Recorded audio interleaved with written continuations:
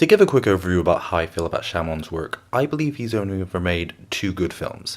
One of those films is Unbreakable, a film that I think takes a really neat take on the classic comic book mythos and tells a really interesting story about how an ordinary man is trying to come to terms with the fact he may have extraordinary abilities. Even now in a time when we have so many superhero films that Marvel is actually starting to struggle to fit them all into one poster, Unbreakable still stands out a really distinct cinematic take on comic books. Unfortunately, Shyamalan's films after that range from being okay to being so bad that they end up feeling like an SNL parody sketch of what a bad adaptation of a film would look like. But then, 16 years later, Shyamalan came out with Split, a film that whilst I didn't seem to enjoy as much as most people did, it still had an incredible performance by McAvoy, and in terms of constructing a cohesive narrative, was a real sign that Shyamalan was getting back on track. But what really got people talking about Split was the end credit sequence that revealed that Split was a secret sequel to Unbreakable, and his next film would be Glass, a film that promised to be a big confrontation between two of Shyamalan's biggest characters, the unbreakable man meeting an unstoppable force, with Jackson's Elijah pulling the strings in the background. And at first, that really seemed like that's what we were getting. The film starts with Bruce Willis hunting down James McAvoy to end a killing spree he's been on since the end of Split. However, after a brief confrontation, a psychiatrist played by Sarah Paulson arrives with armed guards and puts them all in a psychiatric facility where Jackson's Elijah has been since the end of Unbreakable. And she tells them that they are all suffering from psychological delusions that they are superpowered beings. Unfortunately, after this, a lot of the rest of the film rarely has the main trio of actors being in the same room as each other. This is likely due to budgetary constraints or scheduling issues, as even in scenes where they are supposed to be in the same room, it's shown in a way that makes it clear that they all came into film on separate days. The lack of time together causes two big problems in the film.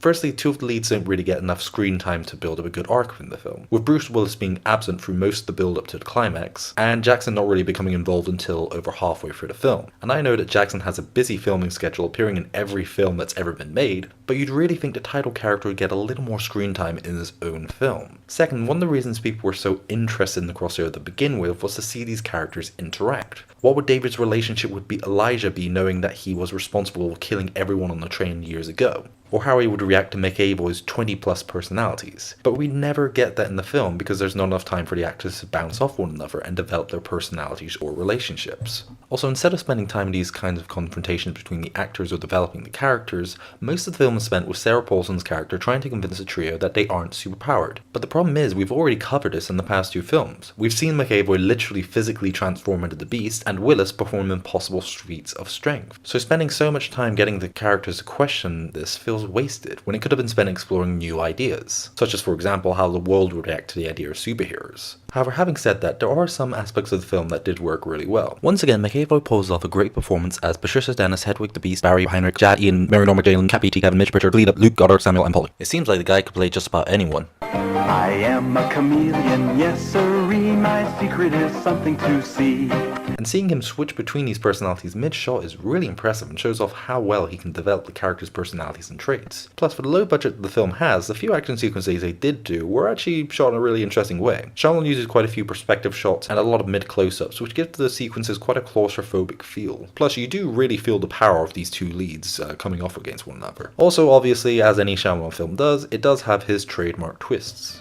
What a twist! Now, these will probably be the main thing that divide the audience on this film. Personally, I think one of the twists work really well in terms of deconstructing the comic book mythos, whilst the other twists really don't make practical sense. The characters should have figured them out at a much earlier stage in the film, and honestly just didn't work for me in terms of where the film was going at that point. Unfortunately, this is a weak end to Shyamalan's trilogy of superhero films, and overall I'd only give it a 4 out of 10. There's so much wasted potential in this film, with Shyamalan rarely giving his characters time to develop or bounce off one another. Or better yet, after spending the past two films with the characters come to grips with their own extraordinary powers, wouldn't it have been a much more interesting thing to see how the rest of the world reacts to those powers?